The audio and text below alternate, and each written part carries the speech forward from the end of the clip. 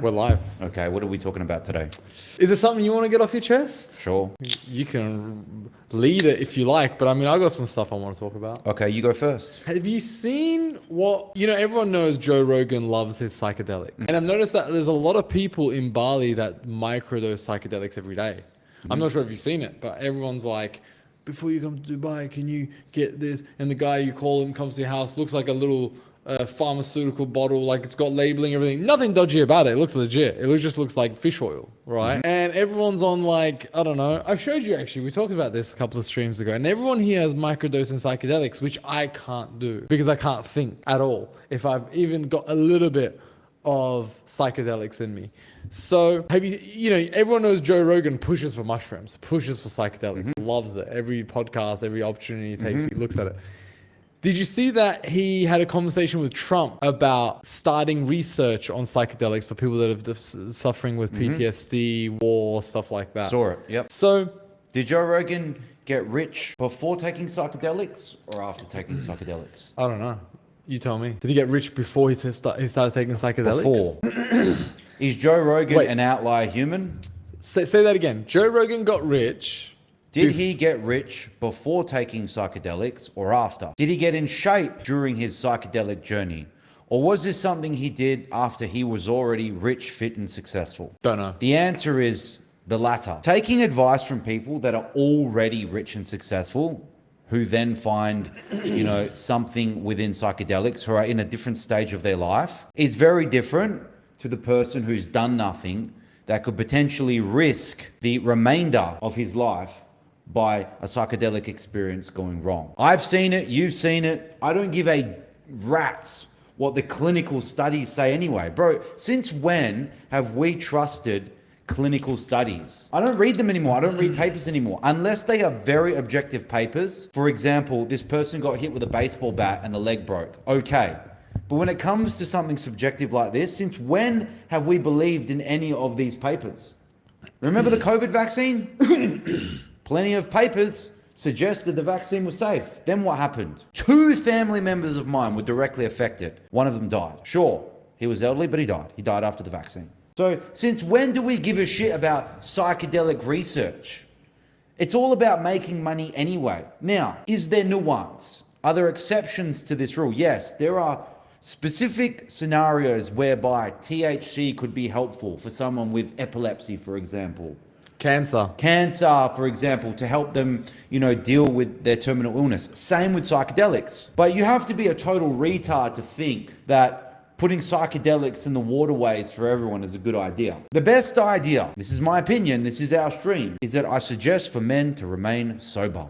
Believe it or not, this whole, like I said, Western psychiatry, this model is that you got to add something rather than subtract. How about you just don't do the drugs that fuck you up in the first place for you to have to take more drugs?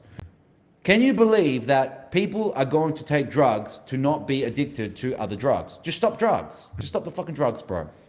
Okay, but prescription pills is not very easy to get off.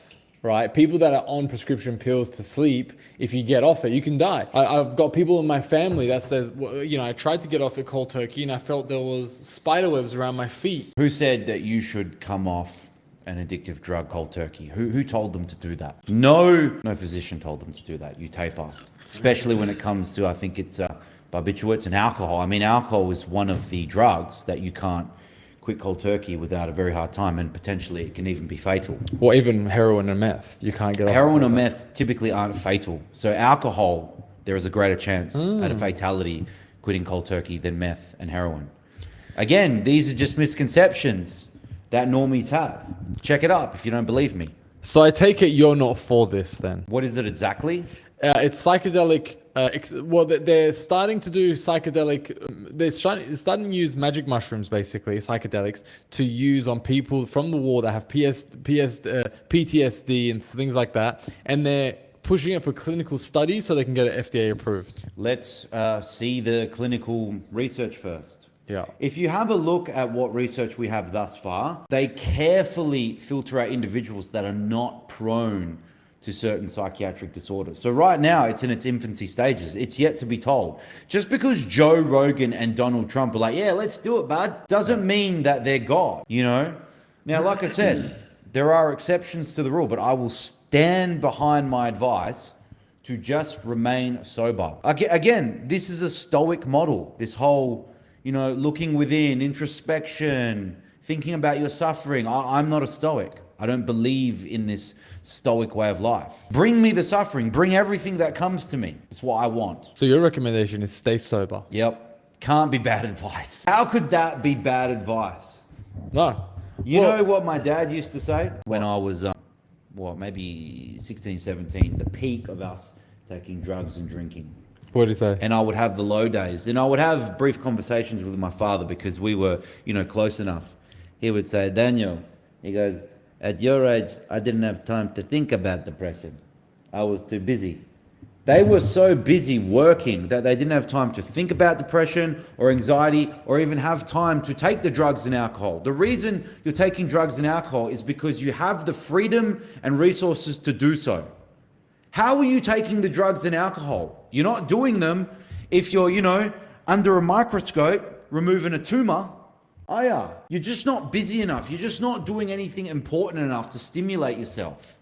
That's why you take the fucking junk food. It's junk food. Let me get high, man. I had some comments yesterday. I made a reel about this. Yeah. I said, stay sober. And you had a couple of the comments say dumb shit like, yeah, it's such a cool experience. You get high. And I'm just like, bro, I'm fucking 36, cunt, not 16. Get high. Do you have kids, cunt? You want to be out of your mind and potentially lose your mind and you've got fucking kids to feed. Go to work, cunt. You get high. Fucking can't stand these cunts. These cunts that just want to continually be out of their mind. They're numbing themselves. I don't care what it is. For whatever reason, they do drugs. Some people want to escape. Some people want to numb themselves. Some people just want to see different colors and shit. When I used to take drugs, I wasn't numbing myself. I was like, let's get high. Sounds fun. You don't have this introspective analysis of why you want to get high at 14. You're like, fuck yeah, man. Sounds cool. Until it's not cool. Until you see countless examples of people trying to come up with every reason under the sun why they are suffering this depression and anxiety and just can't admit the fact that if they just quit alcohol and drugs for an extended period of time, they may get better. Oh, I haven't done drugs or alcohol for like 60 days or a year. Oh, I damaged my brain for years, but I want to recover in 3 days. That's not how it works, bro. This is physics. If you abuse yourself for years, it may take years to recover. It took me years to recover.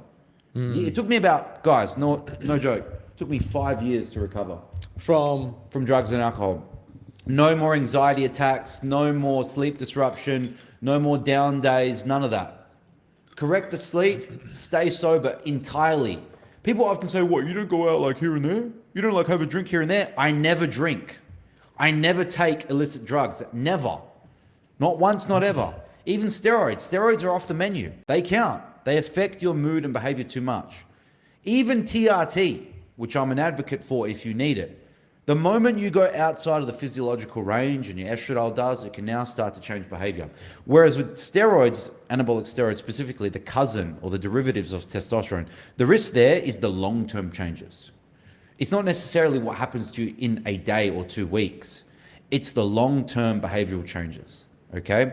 When you enter puberty, you're 13 or 14, the reason you look different at 13 as you do when you're 19 is because you've got 6 years of exposure to this hormone, this primary sex hormone. It doesn't happen in 6 days. But men that have used anabolic steroids for years, I noticed a difference in their behavior, not just their physical appearance. Their behavior changes. They can't see it because it happens so gradually.